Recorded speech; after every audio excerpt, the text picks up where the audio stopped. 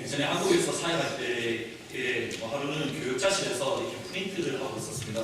컴퓨터 작업을 한 이후에 이렇게 프린트를 하고 있었는데 마침 제가 할 때 프린트가 고장이 난 겁니다. 어떻게 해야 되나 나름대로 막 고민을 하고 있는데 마침 제 위에 있던 선임 이렇게 부목사님 들어오셨습니다. 그래서 부목사님 이게 고장 났습니다라고 말씀을 드리니까 뭐 잠깐 보시더니만 제가 한 30분 이렇게 못 고쳤던 거를 금방 고치시는 겁니다. 그래서 앞으로 무슨 문제가 있으면 이 부목사님을 찾아가면 되겠구나라고 말씀을 드리는 순간 목사님이 하시는 말씀이 나는 순돌이 아빠가 아니에요 라고 하시는 겁니다. 혹시 순돌이 아빠가 누군지 기억하십니까? 순돌이 아빠는 뭐든지 잘 고치는 이렇게 한국의 맥가이버라고 할 수 있을 것 같습니다. 저희 교회로 치면 이영복 장로님이십니다. 어떤 이렇게 문제가 생기거나 이렇게 좀 교회에 이렇게 좀 이렇게 고장이 나면 저는 다 이영복 장로님께 전화를 드리면 며칠 내에 해결되는 그런 것을 볼 수가 있습니다. 순돌이 아빠가 나왔던 드라마가 한지붕 세 가족이라는 드라마입니다. 한 집에 전세로 들어온 두 가족이 한 지붕이지만 각기 다른 개성과 성격 안에서 서로 다른 성격의 세 가족들이 살면서 일어나게 되는 일들을 재밌게 했던 엮었던 드라마입니다. 제가 아는 사모님께 들었던 이야기입니다. 이 사모님은 완전 부산 토박입니다. 부산에서만 태어나셨고 부산에서만 자라나셨는데 어떻게 결혼을 하시다 보니까 전라도 분이랑 결혼을 하셨습니다. 그래서 결혼하신 이후에 시댁에 인사를 드리러 광주에 가셨는데 짐이 많아서 택시를 타고 집에 가는데 이제 그 집에 시댁에 도착하셔서 이제 내리려고 하는데 옆에서 시누이가 되시는 분이 갑자기 이렇게 말하는 겁니다. 빨리 퍼라. 이 말이 무슨 말일까라고 이렇게 고민을 하는데 무한히 하자면 계속 빨리 퍼라 하시는 겁니다. 나중에 알고 보니까 택시에서 빨리 내려라라는 말이 이렇게 광주 사투리인 것 같습니다. 잘 맞는지 모르겠는데 그러면서 이렇게 되게 한동안 당황을 하셨다고 합니다. 근데 그것보다 더 부담스러운 게 있었습니다. 바로 그 무시무시한 거식입니다. 식사를 하시고 사모님은 부엌에서 설거지를 하고 계신데 이렇게 가족들은 다 안에서 이렇게 서로 이야기를 하시는데 갑자기 사모님이 하시는 말씀이 아가야 거식이 가져와라 갑자기 이러신다는 겁니다. 거식이가 뭔지 사모님이 어찌 알겠습니까? 모릅니다. 거식이가 여러 가지 뜻하지 않겠습니까? 거식이라는 사전적인 의미가 뭐냐면 말하는 도중에 사람이나 사물의 이름이 얼른 떠오르지 아니할 때에 그 이름 대신에 되는 말하는 도중에 갑자기 말문이 막힐 때에 내는 군말 이게 사전적인 의미고 표준어라고 합니다. 근데 표준어라고 하지만 거시기가 누군지 어떻게 알겠습니까? 저는 이거 느껴봐서 이렇게 전라도 분이랑 같이 살아봤거든요. 갑자기 하신 말씀이 거시기 가져와 거시기에 제가 처음에 도저히 못 알아먹었습니다. 근데 더 신기한 게 뭔지 아십니까? 전라도 분은 거시기 가져가면 다 거시기 가져오십니다. 거시기 해라라고 하시면 다 거시기를 하십니다. 정말 놀라우신 것 같습니다. 대한민국이라는 한 지붕 안에 살지만 전혀 다른 가족으로 그렇게 살아가는 것 같습니다. 오늘 본문 말씀을 보면 한 지붕 세 가족이 아니라 한 지붕 두 가족을 만나게 됩니다. 곧 엘가나의 가문과 엘리의 가문입니다. 비록 그들은 한 지붕에 살았지만 그들이 살아가는 과정도 달랐고 그들의 마지막 그리고 그 가문의 결과는 완전히 달라지는 것을 보게 됩니다. 과연 무엇이 한 지붕에 살았지만 전혀 다른 두 가문이 되었는지 오늘 저희들은 잠시 살펴보고자 합니다. 먼저 엘리의 가문입니다. 한 지붕 안에 있는 엘리 가문을 먼저 살펴보도록 하겠습니다. 엘리는 사사이면서도 동시에 대제사장 가문입니다. 쉽게 말하면 아론의 자손이었습니다. 그러기에 사사로서 대제사장으로서 많은 존경을 한 몸에 받았습니다. 소위 말하는 명가라고 할 수 있을 것 같습니다. 명문 집안입니다. 그런데 엘리의 자녀들이 곧 엘리 제사장의 부하들인 홈리와 비나스에 가서 문제가 생깁니다. 그런데 이들의 모습 그리고 홈리와 비나스의 모습은 저희들의 가운데 충격으로 다가옵니다. 어떤 사람들이 제사를 드리려고 재물을 가져옵니다. 그러면 홈리와 비나스의 종들이 세 살 갈고리로 된 것을 가지고 가서 아무거나 그 가마솥에 집어서 가 나오는 것은 다 자기들이 가져가게 됩니다. 그러나 아무 것만 가져가는 것이 아니라 가장 좋은 것, 가장 먹음직스러운 것, 가장 비싼 부위만 자기들의 것으로 가져갑니다. 이것은 홈리와 비나스의 이 모습은 사실상 하나님의 명령을 어긴 것이고 하나님의 규례를 어긴 것이고 하나님의 율법을 정면으로 대항하는 것입니다. 왜냐하면 신명기서에 의하면 제사장이 가져가야 될 부위가 정해져 있습니다. 내가 원해서 가져가는 것이 아니라 제사장이 가질 것은 이런 부위니까 이것만 가져가라라고 정확하게 기록되어져 있기 때문입니다. 홈리와 비나스의 모습은 여기에 멈추지 않습니다. 기름을 태우기 전에 홈리와 비나스는 내가 삶은 고기가 아니라 날고기를 원해서 내가 내 맘대로 먹겠다라고 이야기를 합니다. 기름을 태우기 전에는 제사장이라 할지라도 그것을 취할 수가 없습니다. 먼저 하나님께 제사를 드리고 그 이후에야 그 제물은 홈리와 비나스의 것이 됩니다. 여기에 대해서 백성들이 이렇게 이야기합니다. 아닙니다. 성경에 의하면 먼저 제사를 드리고 그 이후에 제사장이 가져가게 되어 있습니다. 이것은 하나님 앞에 잘못된 것입니다. 백성이 그렇게 이야기를 합니다. 제사장이라는 직분은 하나님께 말씀을 가르치는 직분입니다. 단순히 제사를 드리는 직분만 아니라 말씀을 가르치는 자가 제사장입니다. 말씀을 가르쳐야 될 제사장이 백성한테 말씀을 배우고 있는 것이 지금 홈리와 비나스의 모습입니다. 더 고민스러운 것은 14절에 보면 실로에서 그곳에 온 모든 이스라엘 사람들에게 이같이 행하였다 기록을 합니다. 단순히 몇 명의 명을 이야기한 것이 아닙니다. 전 이스라엘이 향하여 행한 것입니다. 그렇다면 이것을 다르게 표현하면 하나님께서 이스라엘 전 백성들의 제사를 받지 않으셨다는 뜻입니다. 제물이 부족해서가 아닙니다. 제물이 제사를 드리는 사람들이 잘못해서가 아닙니다. 제사를 드리는 제사장이 하나님 앞에 바르지 못한 모습 때문에 하나님께서 제사를 기뻐 받으시지 않으시더라는 겁니다. 그러기에 엘리 제사장은 24절에서 이렇게 이야기를 합니다. 내 아들들아 그리하지 말라. 내게 들리는 소문이 좋지 아니하니라. 너희가 여호와의 백성으로 범죄하게 하는도다. 백성이 무슨 죄를 지었습니까? 하나님 앞에 나가서 제사 드리는데 무슨 잘못이 있습니까? 백성의 죄가 아니라 제사장 홈리와 비나스의 죄더라는 겁니다. 홈리와 비나스의 구체적인 죄악의 모습이 나와 있는 것이 12절에서부터 17절의 말씀입니다. 그런데 12절과 17절 말씀에 보면 두 가지로 평가가 먼저 나와 있는 것을 볼 수가 있습니다. 먼저 12절 말씀입니다. 한번 같이 읽어보시겠습니다. 12절입니다.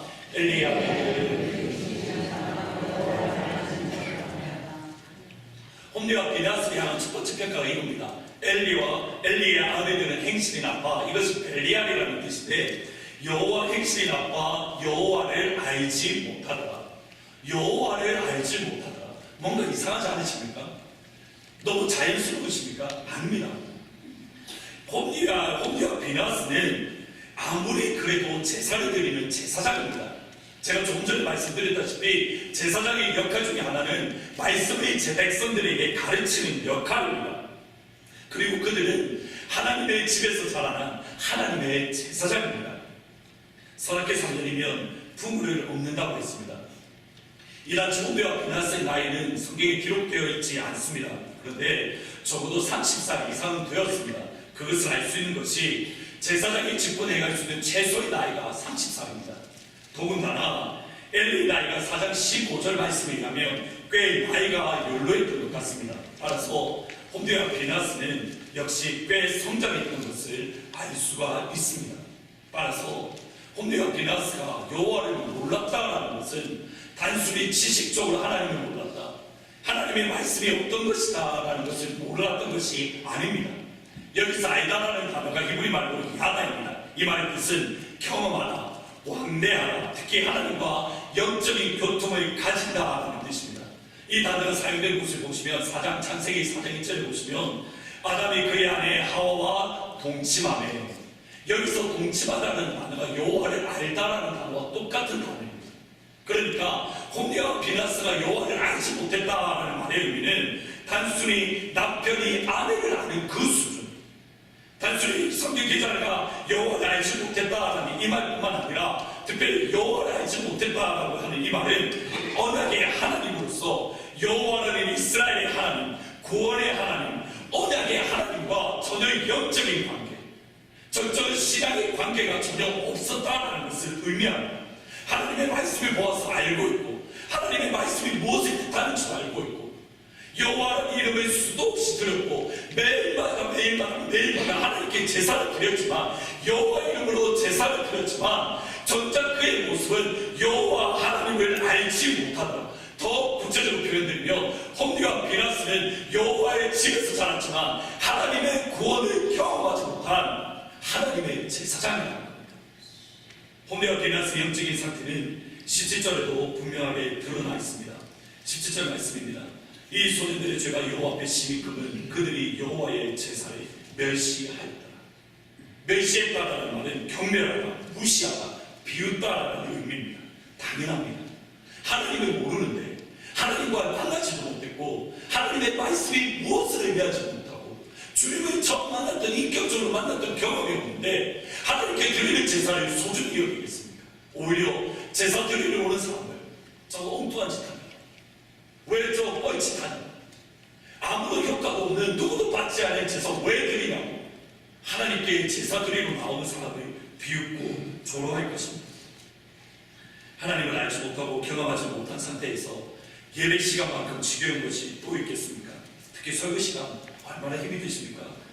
물론 종종 제가 여러분을 이렇게 영적인 깊은 은혜의 관계로 이렇게 인도를 해야 되는데 깊은 수면의 세계로 인도할 때가 종종 있습니다.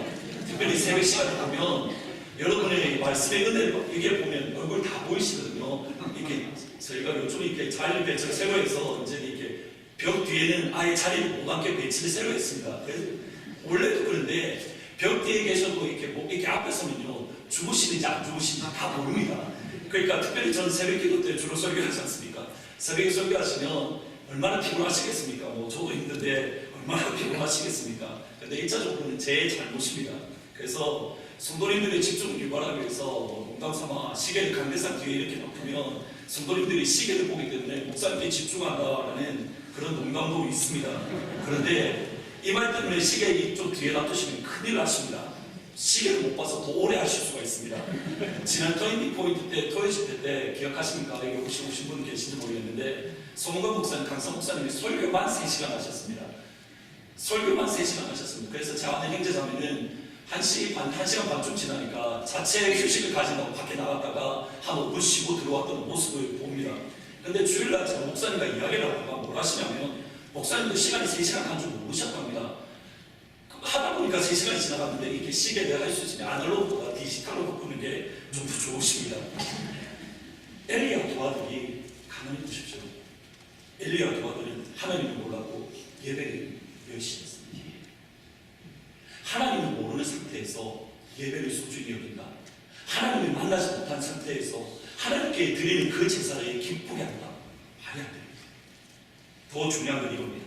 그들은 들을 수 있는 귀마저 잃어버립니다. 홈리와 비나스는 해방로에서 수련들의 여인과 동침하기까지 했습니다. 엘린이 여기에 대해서 두 아들을 불러 책망합니다. 그리고 여기에 대한 반응이 2장 25절 말씀에 나옵니다. 같이 한번 읽어보시겠습니다. 사람이 사람에게 범죄하며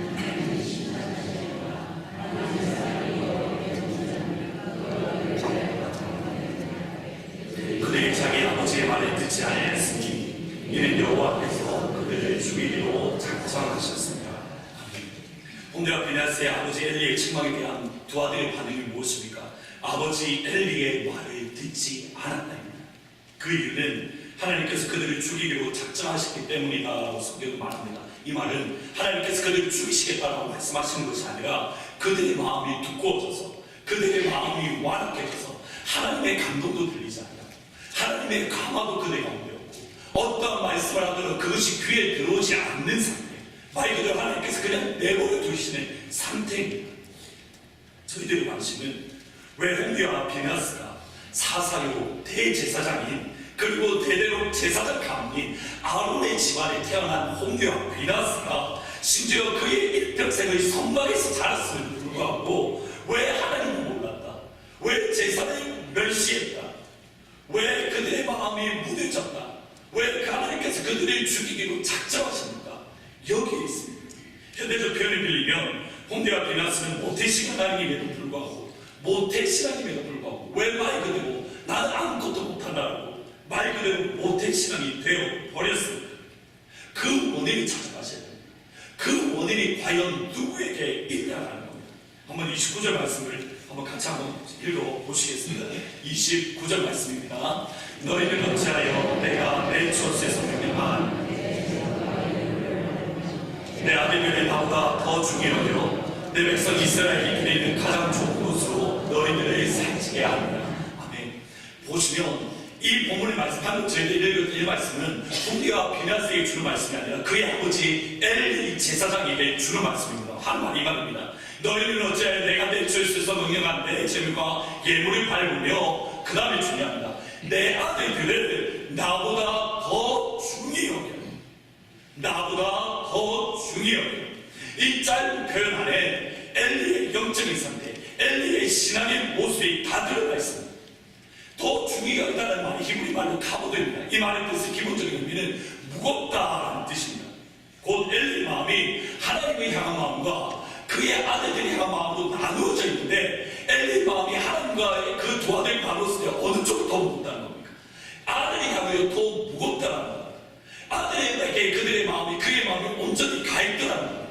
하나님이 무거워야 되는데 엘리의 아들들 홈리와 비나스에게 그의 마음이 완전히 뺏겨서 그만 바라보고 있더라는 겁니다. 똑같은 단어가 6장 6절에서 사용됩니다. 이때는 단어가 전혀 다르게 사용됩니다. 애굽과 바로가 그들의 마음을 완악하게 하는 것 같이 어찌하여 너희가 너희의 마음을 완악하게 하느냐. 여기서 완악하다는 말이 무겁다, 더 중의연이다라는 단어, 똑같은 단어입니다. 성경은 엘리의 마음을 표현하는 이 한 가지 단어로 그의 마음이 아들들에게 치우쳐져 있습니다. 엘리의 마음이 하나님을 향하여 완악해졌음을 묘사하고 있습니다. 엘리의 마음이 그의 아들들에게 치우쳐졌다는 것은 그의 마음이 하나님을 향하여 완악해 있음을 의미합니다. 그런데 보십시오. 사사 엘리는 결코 하나님을 버리지 않았습니다. 여전히 하나님의 말씀을 두려워하는 하나님의 선지자입니다. 하나님의 제사장입니다. 에봇을 입고 있습니다. 그런데 그의 마음이 완악해 있습니다. 그의 심적인 무게가 하나님이 아니라 그의 두 아들 가운데 놓여져 있습니다. 이것은 하나님을 버렸다는 뜻이 아닙니다. 이중플레이와 같습니다. 한쪽은 하나님께 다리를 있고 한쪽은 그의 아들들이 있는, 한쪽의 다리는 이쪽 강에 있고 다른 한쪽 다리는 저쪽 강에 담그는 모습입니다. 엘리에게는 한 개의 조언이 있습니다. 한쪽에는 하나님, 다른 한쪽에는 그의 아들. 엘리의 조언은 하나님이 아니라 그의 아들들이 무거웠습니다. 그러면 이제 홈리와 비나스의 모습이 이해가 가십니다. 홈리와 비나스가 제사를 드렸던 모습 기억하십니까? 이 소년들이 죄가 여호와 앞에 심히 크면 그들이 여호와의 제사를 멸시했더라. 누구에게 배운 겁니까? 홈리와 비나스가 여호와의 제사를 멸시했더라. 누구에게 배운 겁니까? 그의 아버지 사사의 대제사장이 엘리에게서 배웠습니다. 홈리와 비나스가 자라나면서 본 것이 바로 아버지 제사장이면서 사사인 아버지 엘리가 제사보다는 엘리를 더 소중히, 홈리와 비나스를 더 소중히 여깁니다. 하나님보다 두 아들을 더 귀하게 합니다. 그것을 보고 자랐는데 어떻게 제사가, 예배가 하나님이 더 소중한 줄 알겠습니까? 왜요? 자기가 하나님보다 더 소중하게 대함을 받았는데, 두 아들이 홈리와 비나스가 하나님보다 예배보다 더 소중한 존재로 그들이 기업을 받았는데 어떻게 예배가 소중하겠습니까? 어떻게 하나님이 소중하겠습니까? 하나님조차도 누다는 보이죠. 하나님조차도 멸시하죠. 제사조차도 예배조차도 멸시하는 모습밖에 가질 수 없더라는 겁니다. 그 엘리 가문이 향하여 마지막 결과가 무엇입니까? 이스라엘에게 모든 복을 내리는 중에 너는 내 젖에서 환란을 볼 것이요 내 집에 영원토록 노인이 없을 것이며 내 재단에 내가 끊어버리지 아니한 내 사람이 내 눈을 쇠잔하게 하고 내 마음을 슬프게 할 것이요 내 집에서 출산되는 모든 자가 젊어서 죽으리라. 그러므로 내가 엘리의 집에 대하여 맹세하되 엘리 집의 죄악은 제물로나 예물로나 영원히 속죄함을 받지 못하리라 하니. 두 번째로 엘가나의 가문을 살펴보겠습니다. 저희들이 읽었던, 저희들이 제법 긴 구절을 많이 본문의 말씀을 읽었지만 사무엘과 관련되어서는 그렇게 많은 구절들이 나오지 않습니다. 그런데 사무엘과 관련된 구절들이 찾아가다 보시면 대단히 흥미로운 말씀을 보게 됩니다. 먼저 11절 말씀을 한번 같이 읽어보시겠습니다. 11절입니다. 엘가나의 라마의 자기 집으로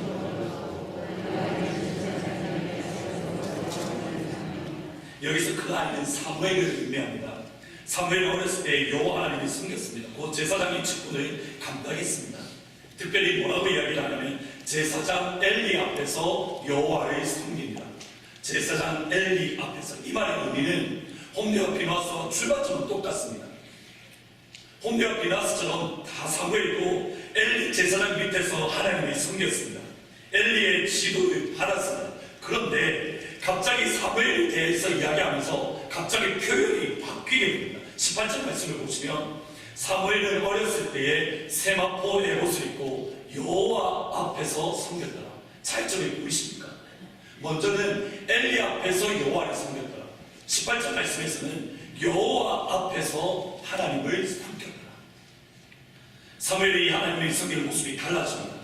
그런데 여기서 한 걸음 더 나아가셔서 21절을 보시면 이렇게 기록되어져 있습니다. 이 사무엘은 여호와 앞에서 자랍니다. 성경기자는 사무엘과 관련해서 처음에는 홈리와 비나스처럼 출발점이 똑같습니다. 그런데 사무엘이 달랐던 점이 있습니다. 무엇입니까? 여호와 앞에서. 여호와 앞에서 하나님을 섬긴다. 여호와 앞에서 자라다. 모든 것들이 여호와 앞입니다.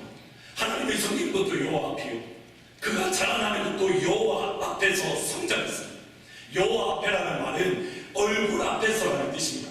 하나님의 얼굴 앞에서라는 의미입니다. 이 말은 두 가지입니다. 하나님 긍정적인 의미로는 하나님께서 여호와 앞이기 때문에 하나님께서 사무엘을 지키시고 보호하셨다는 의미입니다. 하나님께서 사무엘이 모든 환난과 어려움에서 벗어날 수 있도록 그를 지키시고 보호하시고 붙잡으셨다는 의미입니다. 두 번째 부정적인 의미는 사무엘이 홀이라도 잘못된 것을 할 때에는, 홀이라도 하나님 앞에 연약한 것을 할 때에는 하나님께서 직접 사무엘을 다루셔서 그가 돌이킬 수 있도록 하나님께서 책망하셨다 하는 의미입니다. 여호와 앞에서라는 의미는 이 두 가지 모두 다 포함합니다. 이는 만약에 여호와 앞에서 자라났다고 한다면, 여호와 앞에서 성장했다고 한다면, 여호와 앞에서 섬겼다고 한다면, 이는 사무엘이 철저하게 하나님 중심적인 모든 것에 하나님 편에서 생각하는 믿음과 신앙을 가지게 되었습니다.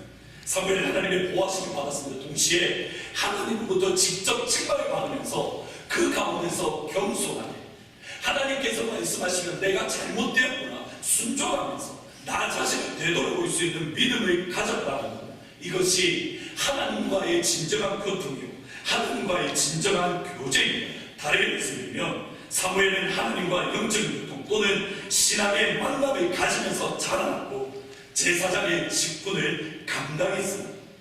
비록 사람의 눈에 보기에는 사무엘은 엘리의 지도를 받았지만, 그러나 그 사무엘을 키우는 사람은 다름 아닌 하나님 여호와였습니다. 여호와께 직접 지도를 받았습니다. 하나님께서 사무엘을 하나하나 세밀하게 일으키셨고 세워나가셨고 마침내 지도자로 만드셨습니다. 에베소서 2장 10절 말씀을 같이 한번 읽어보시겠습니다. 대단히 중요한 말씀입니다. 같이 읽으시겠습니다. 우리는 그가 만드신 바 그리스도 예수 안에서 하는 자니 이 일은 하나님이 전에 예비하사 우리로 그 가운데서 행하게 하려 하시며, 저와 여러분은 누가 만드셨다고요? 하나님 여호와께서 저와 여러분을 만들어 가고 계시다고 성경은 분명하게 선언하고 계십니다. 여러분의 삶은 여러분이 만드시는 것이 아닙니다. 여러분의 삶은 여러분이 이끌어가는 것이 아닙니다. 사람이 보기에는 그럴 수가 있습니다. 그러나 하나님께서 여러분의 삶 가운데 직접 개입하셔서 하나님의 사람으로 여러분을 만들어 가고 계시다는 겁니다. 하나님의 사람으로 여러분을 만드시는 과정 가운데서 여러분에게 때로는 어려움이 있습니다. 때로는 환난이 있습니다. 때로는 공고가 있습니다. 때로는 앞에 보지 않는 동굴 가운데 있는 것처럼 보입니다. 그런데 기억하십시오. 그것이 하나님께서 여러분을 만드시는 과정이라는 겁니다. 그러기에 믿음의 사람, 예수님 주로 고백하는 사람이 욥의 고백을 할 수 있는 겁니다. 나의 가는 길 오직 그가 아시나니 그가 나를 달리하신 후에는 내가 정금같이 나오리라. 우리가 이 고백할 수 있는 근본적인 이유는 하나님께서 여러분을 만들어 가고 계시기 때문입니다. 사무엘은 하나님께서 직접 세워 만들어 가신 존재입니다. 그러기에 사무엘에 대해서 이렇게 묘사할 수 있습니다. 여호와 하나님의 족보를 가진 자, 여호와 하나님의 족보를 가진 자. 사무엘의 하나님 중심적인 신앙은 여기까지 나아갑니다. 26절입니다. 아이 사무엘의 정탐에 여호와와 사람들에게 은총을 더욱 받더라. 이 말씀은 예수님의 말씀과 똑같습니다. 예수는 지혜가 기가 자라나며 하나님과 사람에게 더욱 사랑스러워 가더라. 그렇다면 이런 질문을 던져야 됩니다. 사무엘은 하나님과 영적인 교통을 가졌습니다. 하나님 앞에서 여호와를 섬겼고 하나님께서 사무엘을 키우셨습니다. 그런데 똑같은 출발사상에 있었던 홈리와 비나스는 하나님이 누군지도 몰라 영적인 교통이 뭔지도 제사를 멸시하는 모습을 가졌습니다. 무엇이 이렇게 다르게 만들었습니까? 사무엘에게 있어서 다른 점은 과연 무엇입니까? 두말할 필요 없이 그의 어머니 한나의 믿음이요 그의 어머니 한나의 신앙 때문입니다. 한나에게 있어서 사무엘은 그 무엇과도 비교할 수 없는 존재입니다. 사무엘 여호와께 그를 구하였다는 이름의 뜻대로 하나님께 기도하여 그의 영혼을 하나님의 제단 앞에 쏟아 부어 얻었던 아이가 이 아이 사무엘입니다. 그러면 이 아이 사무엘이 한나에게 얼마나 소중한 존재이겠습니까? 그런데 중요한 게 이겁니다. 사무엘이 너무 소중했지만 한나에게서 사무엘보다 더 소중한 분이 하나님이셨습니다. 사무엘상 1장 27절과 28절입니다. 한번 순서를 잘 들어보십시오.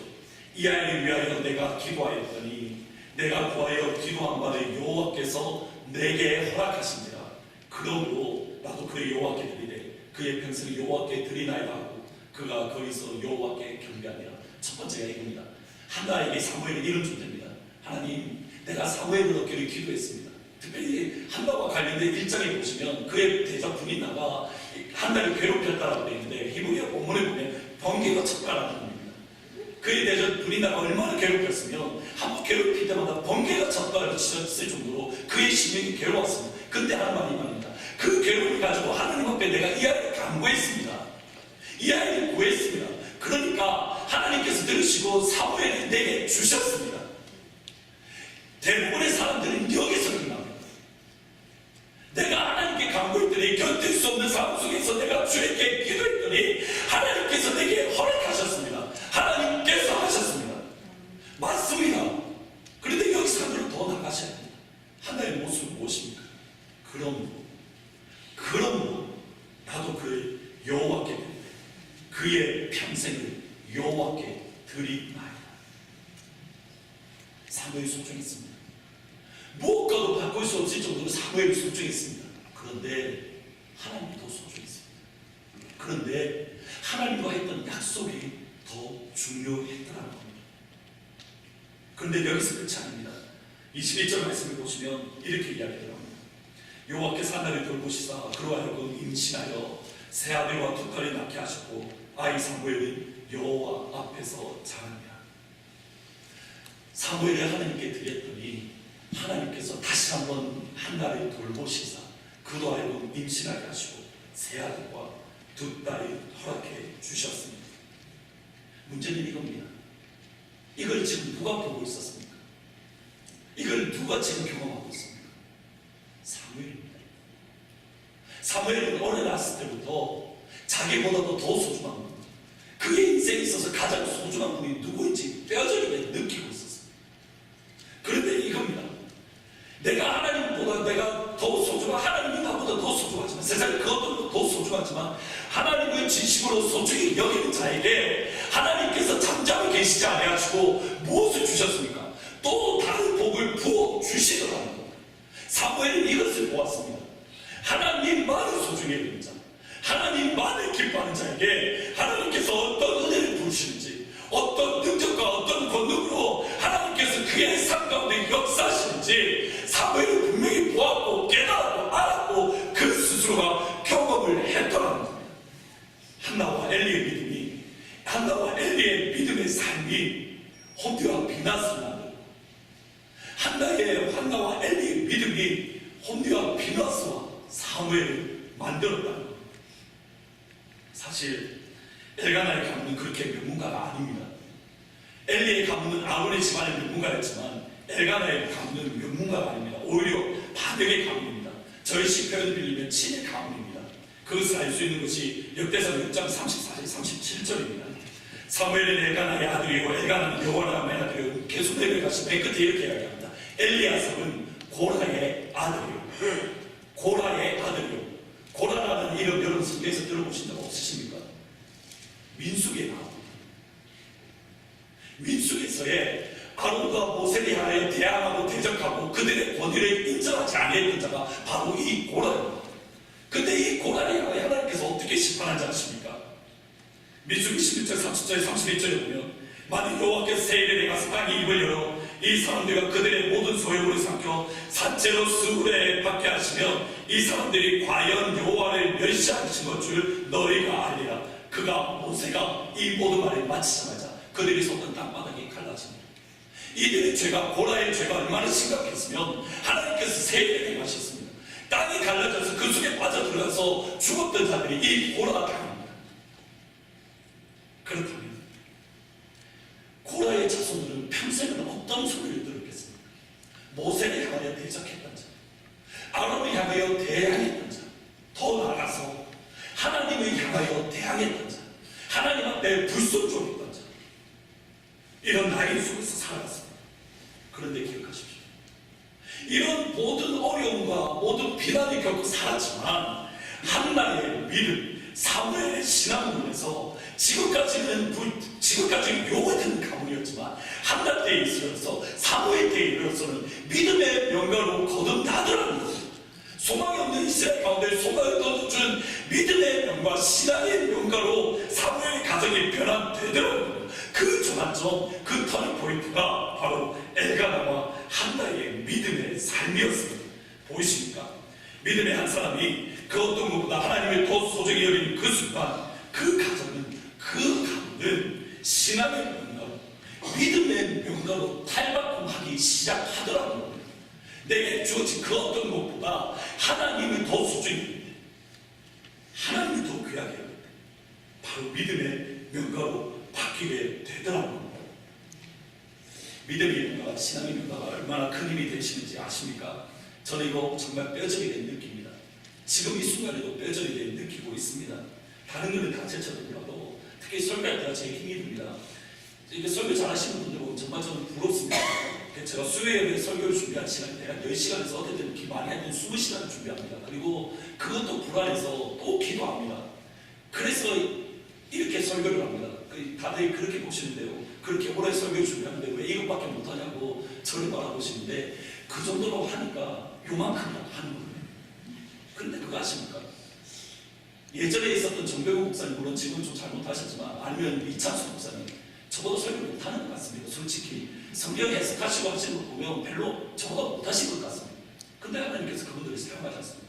차이점이 어디 있는지 아십니까? 그분들의 믿음의 부모님들이 계셨습니다. 신앙의 부모님들이 계셨습니다. 처음에 질투심이 대단히 있었습니다. 나는 왜 신앙의 가정에서 태어나지 못해서 이런 어려움을 겪을까? 그런데 왜 이런 차이가 나는지 요즘은 느낍니다. 왜 차이 나는지 아십니까? 아시다시피 저는 목사로서 계속 생각을 합니다. 그래서 예배는 교회에서만 드리는 겁니다. 이렇게 예배를 드리면 저는 일단 스트레스를 받습니다. 지금 제가 설교를 하고 있지만 이렇게 쉽게 말하면 여러분이 세탁소일을 회사에서 하시는데 집에서도 세탁소일을 하는 생각해 보십시오. 얼마나 마음이 힘드십니까? 똑같습니다. 근데 제가 목사지만 가정에서 예배를 드리지 않았습니다. 근데 저희 전도사님이 나중에 결혼하고 보니까 4대째 신앙이 가문입니다.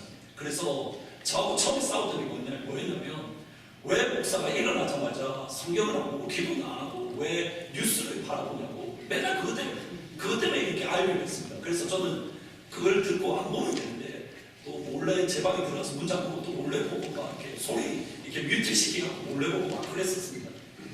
저희 전도사님에게는 가정 예배 드리는 것이 당연합니다. 일어나자마자 눈 뜨자마자 말씀 보는 게 당연합니다. 눈 뜨자마자 기도하는 게 당연합니다. 왜요? 그렇게 잘하고 그렇게 보고 자랐습니다. 그게 어디로 갑니까? 그게 어디에 안 가더라는 것입니다. 이 조그만 차이 때문에 예배 드리는 것에 몸에 익힌 전도사님은 너무 형통하잖아요. 저보다 더 형통했을 때는 저희 전도사님 질투날 때가 있어요. 저희 성도님들이 저에 대해서는 질문을 안 하시는데 저희 전도사님, 켈리 전도사님이 잘해서 목사님 여기 계시죠. 아이고 켈리 전도사님 좋았어요. 때로는 저희 전도사님이 질투날 때가 있어요. 그걸 왜 하십니까? 그 차이가 어디서 난지 아십니까? 부모님이 물려준 믿음의 습관입니다. 그러나 제 말을 오해하지 마십시오. 믿음의 부모님 밑에서, 정말 믿음 좋은 부모님 밑에서 믿음 없는 자녀 낳을 수가 있습니다. 대표적인 예가 사무엘입니다. 사무엘의 아들 요압은 판결 내고를 받고 판결을 받게 해서 마침내 이스라엘이 왕을 구했던 모습이 사무엘의 아들입니다. 그런데 차이점은 어디 있는지 아십니까? 믿음의 모습을 보였던 사무엘 아들과 엘리의 두 아들의 차이점은 어디 있는지 아십니까? 나중에 역대상 족보를 가서 한번 읽어보십시오. 사무엘의 손자들을 다윗에 가서 사무엘의 손자들이 찬양대 대장으로 서게 됩니다. 무슨 말이냐?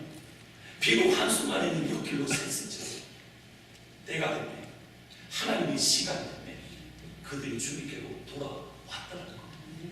아무로저의 고백처럼 기도로 키운 자식은 망하지 않습니다.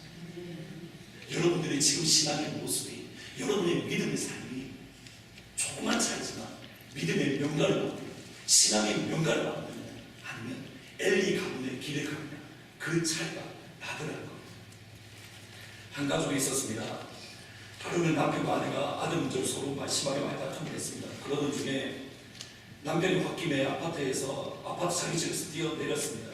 이 모습을 본 아내도 남편이 뒤따라서 아파트에서 뛰어내렸습니다. 그런데 이 모습을 가만히 바라보던 아들이 자기 때문에 부모님이 아파트에서 뛰어내린 모습을 보고 아들 역시도 아파트에서 뛰어내렸다랍니다. 그런데 나중에 알고 보니까 이 세 가족이 기적적으로 다시 살아났답니다. 그래서 신문기사 기자가 어떻게 이 일이 가능했나 조사하기 시작해서 신문기사를 냈습니다. 결론이 이겁니다. 아들이 살아난 것은 이 아들은 비행 청소년이 있기 때문입니다. 비행을 해서 이렇게 자꾸 앉아버립니다. 남편이 살 수 있었던 것은 제비족이었습니다. 아내가 살 수 있었던 것은 날락이었습니다. 그래서 고층 아파트에서 뛰어내렸어도 모두 다 살았답니다. 지금 여러분의 가정은 여러분의 자녀들에게 어떤 믿음의 모습을 보여주고 계십니까? 그리스도인은 지난 금요일 시간에 말씀드렸지만 그리스도인은 금을 가진 자가 아니고 은을 가진 자가 아니고 그리스도인은 오직 예수 그리스도의 이름을 가진 자입니다. 은도 없고 금도 없지만 내게 있는 것으로 내게 주노니 곧 나사렛 예수 그리스도의 이름으로 일어나 걸어.